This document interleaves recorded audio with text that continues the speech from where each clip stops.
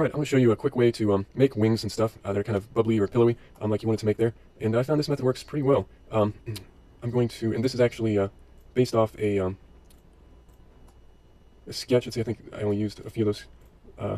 Yeah, just 2 sketches created this thing.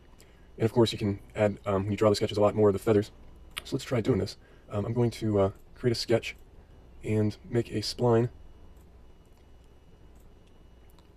with some nice kind of feather stuff, and I can kind of just rough these feathers right now, and then when you stop the sketch, it's easy to adjust these spline points to get exactly what you want. Alright, so that'll work for now. Next, what I'm going to do is create an offset plane from this sketch, and you don't really want it to be that high, really. So I think, from what I remember, something just like that really is good. Okay, and then create a sketch on that new construction plane there, or work plane. And now what we can do is, let's see, I'm actually going to enlarge this because I like to have this stuff here. Okay, so all we have to do is project this spline into our sketch. And then we can just do an offset of that. And actually, it's good just to make a very small offset, like maybe that. Alright, let's go ahead and try going to the patch environment and creating a loft from this profile to this profile. And don't worry about anything else down here right now, we're going to modify that. This is the best procedure I found to follow.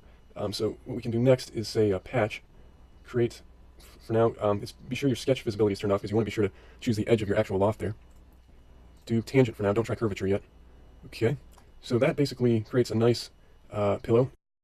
Actually, I found it's not really necessary to even do a loft. You can just do under the patch environment, just do an extrude, choose your just single sketch there, and just extrude up just a small amount, like that.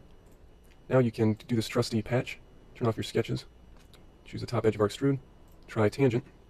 That works really well. And then, or curvature. That's really bubbly. So you'll see now in a second when you create the other side, mirror side, you can also drag them together to get rid of this this just flat section. And if you want to actually get this edge here to be a little bit more controlled, what you can do now is actually go back to the loft. You can double click that, and now change this to direction control. And what this will let you do is, it's a little tricky to rotate this, for some reason it just rotates in one direction, but you can see right about there, it actually is basically vertical at the bottom, and I think also sliding this increases that some. So yeah, that should work good. And so let's try that, and we hit OK. The top updates. Let's see, and that is pretty good. It's a little sharp in the corner maybe. Let me see what happens if we now change this to curvature. So that just gives a different kind of result. I think normally tangent works good. And you could adjust the setting some more on the loft to get more of a little bit more rounded there, like I had on the other example. And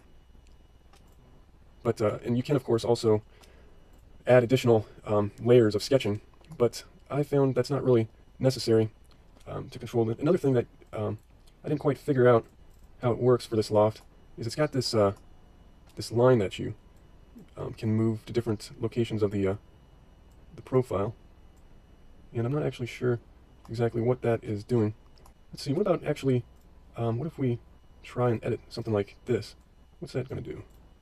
Huh, that's really cool. So yeah, you can adjust the offset plane height, and it parametrically updates. And now to mirror this, all you do is, I don't even bother stitching it because sometimes that has problems, but you can just go to mirror, select, choose bodies, and select these 2 surfaces, and then for the mirror plane, be sure your origin is visible, and choose that. Hit OK, and that is about done. Now I also did, if you really want to, you can see that because I didn't spend a lot of time here, these aren't actually quite vertical, so we could just play around with the adjustments in the loft more. But you know, another thing is to use rails, but for something quick like this, it's not really worth the trouble. Okay, so you can also fill it. Now this is a little particular. So if I was taking more time with this, I'd probably go back to the loft again and edit it so this is vertical here, or actually slanted the other way from what it is. And that might allow me to also do a better fillet like I did here around the perimeter, but I think I know a better way than even the fillets and whatnot. And the modification I mentioned is to just move one of the body sides to the other. And so to do that, we first need to notice that when it did a mirror, it looks like it combined these 2 faces. So we need to split that. Okay, to split the body, I'm going to go to split body and choose this combined thing there. And for the splitting tool, turn off visibility. Choose the plane there, which is right in the middle between the 2. Say OK. We should now have those 2 bodies. And we can now move let's say this top portion, that and that, and let's see, I want to be sure that this is, I'm going to turn on the origin and say set pivot and choose this vertical axis or one of those planes to be sure that this triad moving tool is aligned. Say done. Go ahead and move this. You don't want to bring them too close together, I found, or you're going to run into trouble, but let's try that. You know, so they were like that, so now I'm going to say like that, say okay. Let's see what that does now. What we can do is say boundary fill and try choosing these 4 surfaces. Okay, looks like it'll work. And say select cells, check that. Now it's going to compute filling in that area. Not too bad. Let me try, let's see here. What if we go back to this move and edit this here and try moving that a little bit further. I don't think it's good if they cross like that, but what about like that? Okay, it's looks like it's recomputing the fill. Excellent. So that worked as well. So that's about perfect, I'd say now. And now we have, from that fill, we can turn these surfaces off. And here's our solid body that was created. And there we go. Let me know if you need more help doing this kind of thing. But I think it's pretty powerful, and to add a bunch of wings, you know, and just follow that procedure.